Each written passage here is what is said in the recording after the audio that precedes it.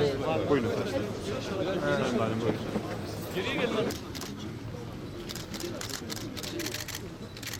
Sayın Bakanım. Burası bereketli Hilal.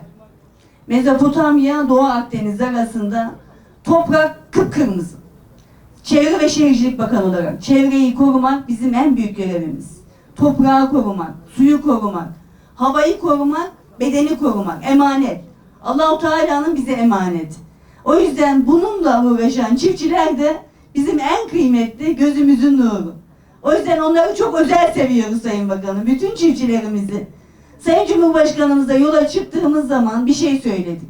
İşçiyi çiftçiden, işvereni hiç kimseden ayırt etmeyeceğiz. Eşref-i mahlukat olarak doğan herkes birinci sınıf vatandaş olacak dedik. İşçinin derdi bizim derdimiz, çiftçinin derdi bizim derdimiz dedik. Çiftçi huzurluysa, toprak rahatsa biz huzurluyuz ve mutluyuz dedik. Milletimizle kader birliği yaptık. Sayın Başkanımızın da ifade ettiği gibi biz bir tarım ülkesiyiz. Tarım ülkesi olarak çiftçimizi, tarım sektörümüzü her zaman desteklememiz gerekiyor. Evet, çiftçimizin harmanında ne varsa bizim tormamızda o var. Çiftçimiz ne ekiyorsa biz onu yiyoruz. Ve bugün görüyoruz ki işte bizim ekonomik savaşla başa çıkamayanlar şimdi de bakıyorsunuz işte gıda ile alakalı halde üreticinin 2 liraya sattığı malı getiriyorsunuz markette işte 10 liralara 8 liralara kadar satmaya çalışıyorlar. Halbuki burada işte Sayın Cumhurbaşkanımız talimatları çerçevesinde bütün belediyelerimize tanzim satış noktasında çalışmaları başlattı ve bütün belediyelerimiz bu noktada hem çiftçimizin mağdur olmaması hem de vatandaşımızın mağdur olmaması adına bu çalışmayı yürütüyor. Bu ve bunun gibi işte bu tohum çalışmaları yerli üretimi desteklemek adına çok önem arz ediyor. Biliyorsunuz Sayın Cumhurbaşkanımız geçtiğimiz günlerde 11 maddelik bir manifesto açıkladı.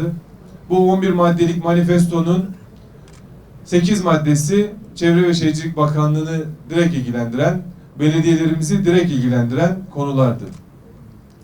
Bu konuların başlıklarına baktığınızda artık şehir planlarını 50-100 yıl süreç içeren ve içinde hakkaniyet çerçevesinde, vatandaşın rızası çerçevesinde yeni şehir planları yapılacak ve bu şehir planları da bütün şehrin geleceğini, tarım, turizm, sanayi, tüm sektörlerin geleceğini ilgilendirecek şekilde bir çalışma yapılmasıydı. İkinci önemli maddemiz kentsel dönüşümdü. Biliyorsunuz Kartal'da geçtiğimiz günlerde 21 tane canımız gitti. Sadece 21 canımız gitmedi.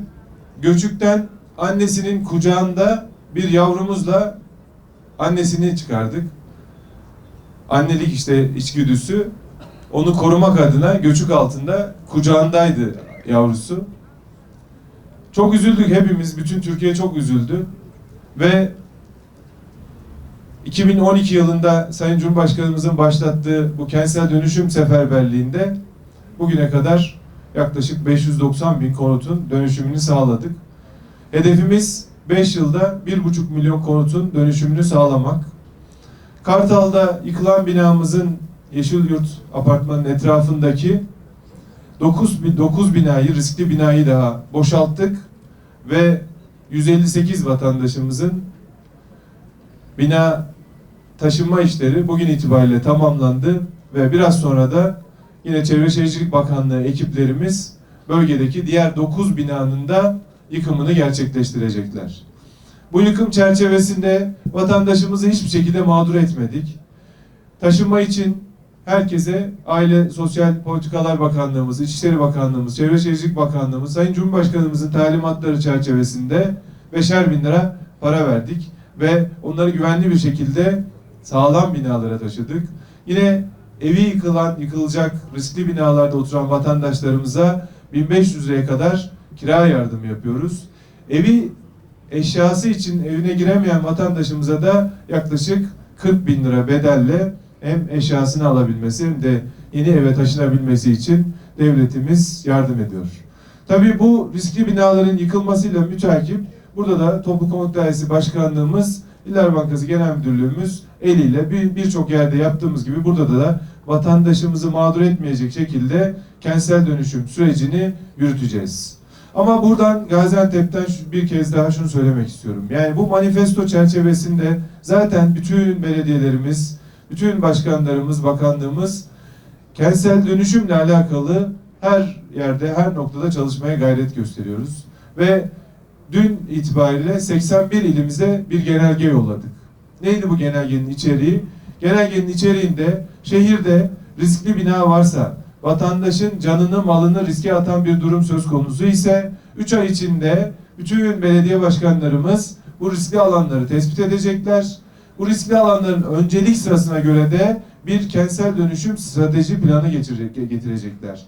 Bu strateji planı çerçevesinde de şehirlerimizde kentsel dönüşümü inşallah hızlı, etkin bir şekilde Cumhurbaşkanlığı hükümet sistemi ruhuna uygun bir şekilde vatandaşımızı mağdur etmeyecek şekilde bu dönüşüm işini inşallah gerçekleştirmiş olacağız. Hedefimiz 20 yılda Türkiye'deki 6,7 milyon konutun dönüşümünü gerçekleştirmek.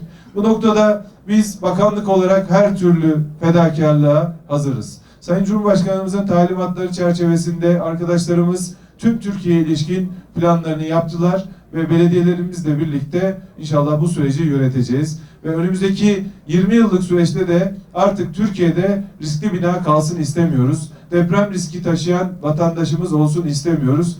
Çünkü istiyoruz ki biz bir daha analar ağlamasın, bir daha başka ocaklara ateş düşmesin diyoruz. Ve buna ilişkin de gerçekten kararlıyız ve 81 ilimizde de bu çalışmayı kararlı bir şekilde yürüteceğiz. Bunun dışında biliyorsunuz şehirlerdeki yaşam kalitesini arttırmak adına biz 81 ilimizde en az bir tane millet bahçesi projemiz var. Bu millet bahçesi projesiyle birlikte kişi başı yeşil alan miktarını arttırıyoruz ve bu yeşil alan miktarıyla birlikte gencimiz, çocuklarımız, yaşlarımız bu alanlarda vakit geçirebilecekler. Bu alanlarda inşallah genci, çocuğu, yaşlısı 7 gün 24 saat huzurlu bir şekilde yaşam sürecekler. Marka şehirler adına bu projelerimiz önemli. Bu vesileyle biliyorsunuz Antep'te biz 2 tane millet bahçesi yapıyoruz. Daha önce yaptığımız, açtıklarımız Şahinbey'de bitirdiğimiz büyük bir kent ormanı var. Bunu artık saymıyoruz bitirdiğimiz için ama yeni 2 tane millet bahçemiz var. İnşallah bugün birinin ziyaretini gerçekleştireceğiz. Şehirlerin yaşam kalitesini arttırmak adına altyapıdan üst yapıya bütün şehrin ihtiyaçları olan atık su arıtma tesisleri, düzenli depolama tesislerinin de 2023 yılı hedefimiz tüm Türkiye'deki nüfusumuzun tamamına inşallah 2023 yılı sonu itibariyle hizmet vermek.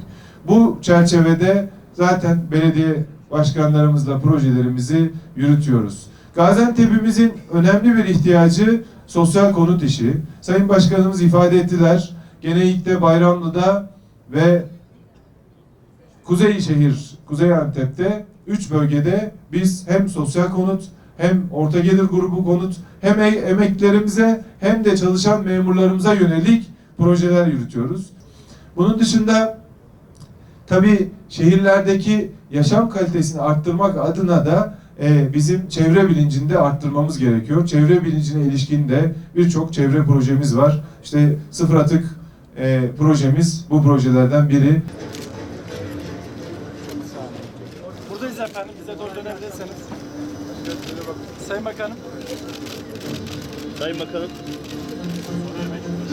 Allah bereket versin. Al çocuğa yemek versin. Sayın Bakanım. Buradayız Sayın Bakanım. Şu tarafa. Şöyle. Sırayla oradan gidelim.